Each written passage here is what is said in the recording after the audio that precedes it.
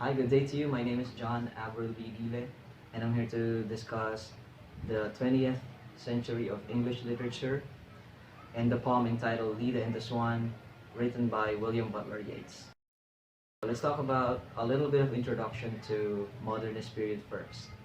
So 20th century English literature, also known as the modernist literature, is a period that started around 1910s, and ended in sometime between 1930s to 1960s. Modernism actually emerged during the time of World War I. Modernist literature was fueled by industrialization, urbanization, and search for an authentic response to a much changed world after the events of World War I. World War I changed the world drastically, and it literally changed the whole civilization of different countries. And so artists and literary enthusiasts were looking for ways to respond to this new world. And that's how modernism emerged.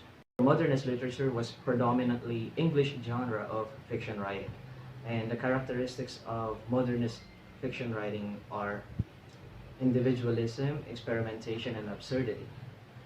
Individualism because before modernist period, or before the modernism age of English literature, the dominant literary movement during that time was Romanticism, which focused on the nature and being. So it's about getting in touch with the environment and contradicting industrialization. However, modernism is more focused on your own consciousness, your own mind, your own thoughts, and that's why individualism played a key role in the rise of modernism. Now let's talk about the author of the poem that we're going to discuss today. His name again is William Butler Yeats. He was born in Dublin, Ireland. He was widely considered as one of the greatest poets in English literature, and he received the 1923 Nobel Prize for Literature. He was actually elected and assigned to the Senate. William Butler Yeats was one of the writers whose greatest works were written after he received the Nobel Prize for Literature. So he's one of those rare artists who improved a lot right after they received the award that they are supposed to receive when they reach their highest level of performance. So it's one of those unique things about William Butler Yeats. William Butler Yeats received the Nobel Prize chiefly because of his dramatic works. But as of right now, if we look back to his contribution to literature, he was more known for his achievements in lyric poetry. Alright, so we're now on the main part of my presentation, and it's about the poem, again, entitled Leda and the Swan. And before we scrutinize the poem line by line, word by word, let me try to read the whole poem first. A sudden blow, the great wings beating still, above the staggering girl, her thighs caressed by the dark webs, her nape caught in his bill. He holds her helpless breast upon his breast. How can those terrified vague fingers push the feathered glory from her loosening thighs? And how can body, laid in that white rush, but feel the strange heart beating where it lies? A shudder in the loins engenders there. The broken wall, the burning roof and tower, and Agamemnon dead. Being so caught up, so mastered by the brute blood of the air, did she put on his knowledge with his power before the indifferent beak could let her drop? Leda and the Swan was a sonnet that William Butler Yeats wrote and rewrote many times. It was included in the renowned collection entitled The Tower. It was actually the first collection of poems that Yeats wrote right after he won the Nobel Prize for Literature. And if you are familiar with Greek mythology, Leda and the Swan were actually characters in Greek mythology. Let's take a look at the form of the poem first. If you take a look at the poem and its form, it appears to be hijacked. It's because it's like an abomination of different types of poetry, like Petrarchan sonnet, Shakespearean sonnet, and other forms of the poem. And that's actually one of the signature things about William Butler Yeats. He's very known for making poems that are so hijacked, if I may. So, as you can see, the first two quatrains of the poem was based or was inspired by Shakespearean sonnet using the A-B rhyme scheme. And then the remaining parts of the poem used the Petrarchan sonnet using the EFG rhyme scheme. And another notable feature of this poem is the 11th line. If you can see, the 11th line appears to be slashed or split in two. And it leaves the final three lines of the poem dangling, just like what Leda may have looked like after the Swan raped her, which is actually Zeus.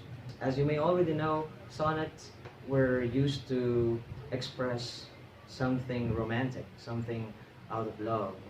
But Yeats used this to create or to express something that is totally opposite of love, which is rape. So let's take a look at each line. The first line says, a sudden blow. So a sudden blow in the first line, it actually portrays Zeus' molestation. And it is intensely emphasized, as well as Leda's disorientation. So when you hear the words sudden blow, it's like a shock. And another possible interpretation of this line, as I mentioned a while ago, modernism was invented or was developed after World War I. So a sudden blow kind of gives me a feeling of what it felt like to be shocked by the war. And it is the first time that humans experienced a war that is as catastrophic as World War I. Okay. And then the phrase beating steel is a little bit ambiguous. How can you say something is beating steel? Because when you say beating, it's creating movement. But when you say still, it's not creating a movement. So in the next line, you'll see the word caressed. And Leda's legs were actually caressed by the web. And the web that was mentioned in this poem is like the webbing on the feet of a swan. If you can picture the feet of a swan, it has webbings between its toes. And imagine the webbing of a swan's toes covering the whole leg. That gives an indication that the swan is very big. Another artistic element of this poem is what we call enjambments. So as you can see in the first quatrain, the first line and the second line are actually connected. So the first line was split in half as well. And the continuation of the last word in the first line was put in the second line, on the next line. That's an example of enjambment. The second quatrain is focused on two questions. And these two questions can be considered rhetorical questions or like plain questions themselves. Both of the questions mentioned in the poem seem to ask the same thing. What could Leda do against the awesome power of a god? And how could she possibly resist? How could she do anything but, just like the last line, feel the strange heart beating where it lies? It also shows how brutal the scene was, because the swan, which is actually Zeus, was really forcing himself into the body of this poor woman named Leda. And as mentioned in the first quatrain, he was caressing her thighs with the webbings of his feet. He's holding her in place by pressing his breast to Leda's breast. Alright, so we're now on the final part of the sonnet, and it's considered as the volta. In this part, the first line goes like, a shudder in the loins engenders care.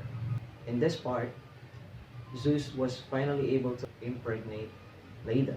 Engender means to happen. A shudder means like the shaking, and the loins refers to the part of your body near your genitalia, and the engenders means happening on that part of your body. And it also answers the questions mentioned in the second quatrain. What are the results or what are the consequences of this action that was brutally done by Zeus? And in the next lines, you can see the lines like the broken wall, the burning roof and tower, and Agamemnon dead. It's hard to specify what these words are trying to describe. But when you see the next part, it says Agamemnon dead. The volta in this poem is saying that this cruel act done by Zeus resulted to the Trojan War. Agamemnon is the king of Sparta during the time when Paris and Helen of Troy tried to escape and tried to live together because they love each other, which sparked the Trojan War. After she was raped by Zeus and after she had intercourse with her husband right after the rape, Leda laid two eggs. One of those eggs bore Pollux and Helen, and the other egg bore Castor and Clytemnestra. Clytemnestra became the wife of Agamemnon, and Helen is the Helen of Troy. After the Troy was destroyed, and after Helen was taken back to Sparta by Agamemnon and his men, Agamemnon was actually killed by Clytemnestra. Clytemnestra was so mad at Agamemnon because when Helen left Greece to live with Paris and went to Troy, Agamemnon assembled an army and a fleet to follow her and to get her back. But during that time, according to mythology, the wind and the water in the ocean was not really cooperative, and it's not really allowing Agamemnon and his troops to sail successfully to Troy. So what he did was he sacrificed his own daughter so that they could get the gods' favor, and that's why Agamemnon and his troops was able to reach Troy. So when he came back, Clytemnestra, which was full of anger, murdered him. The last two lines goes like, "Did she put on his knowledge with his power before the indifferent beak could let her drop?" So that's another question. And this question is very symbolical. One of the leading interpretations of this is about the interaction of God with humans, which actually triggers a change in history. William Butler Yeats, aside from being a poet, is also a lover of the occult. He admires religious symbols, religious activities, and the occult. He even wrote a book about it. Clearly indicates his love for mysticism and the occult. William Butler Yeats published a book entitled A Vision. And in this book, he presented a theory about how our history changes. According to this theory, our history changes drastically every 2,000 years. And this 2,000-year cycle is what we call gyres. And these gyres were actually triggered by a divine intervention event, an interaction between the divine and the mortals. It's just like when the angel of God visited Mary to announce that she will give birth to Jesus. And of course, when Jesus was born, he changed history drastically. 2,000 years before Christ's arrival on earth, the Greek Empire flourished. And the triggering event of that was the visitation of Zeus to Leda. And as you can see in the poem, Zeus was also in the form of a winged being, which is a swan, just like the angel who visited Mary, who has wings as well. And these key events are triggers for gyres, which William Butler Yeats was explaining in his book A Vision, and in his other poem entitled The Second Coming. So another interpretation that I could think of about the final question in the poem was, it's like how an artist creates his masterpiece. Let's say, for example, when you're trying to create a masterpiece, before you do it or before you start doing or creating a masterpiece, you need an inspiration. And of course, we can consider inspiration as something divine, something that's bestowed to us by a force outside, or a force that was given to us by our soul. And soul is considered to be divine. And so when we are possessed by this divine power of inspiration and imagination, of love, and all these great feelings that transcends our human capabilities, we're usually able to create something artistic, something beautiful. And that's another interpretation that I can think of about this. Like when Zeus interacted with Leda, Yeats was asking, did she also have a piece of the divine power that this god has? And did she was able to foresee the events that she is going to start, which is the destruction of Troy and the emergence of the Greek Empire. And again, that happened 2,000 years before another visitation event, which was visitation of the archangel to Mama Mary, which also a visitation of a divine winged being to a mortal man.